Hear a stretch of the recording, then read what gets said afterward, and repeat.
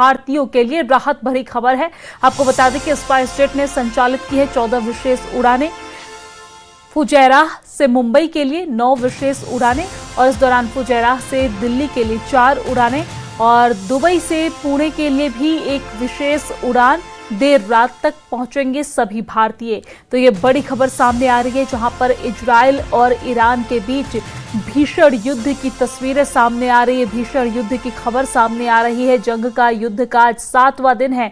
इसी बीच भारतीयों के लिए एक बड़ी राहत की खबर है। खबर यह है कि स्पाइस जेट ने संचालित की है 14 विशेष उड़ानें। जी हां, फुजैराह से मुंबई के लिए 9 विशेष उड़ानें यहां पर संचालित की गई है। आपको बता दें कि फुजैराह से दिल्ली के लिए 4 उड़ानें संचालित की गई है। दुबई से पुणे के लिए एक विशेष उड़ान। देर रात तक पहुंचेंगे सभी भारतीय। ये बड़ी खबर सामने आ रही है, जो भारतीय के लिए बड़ी राहत की खबर है।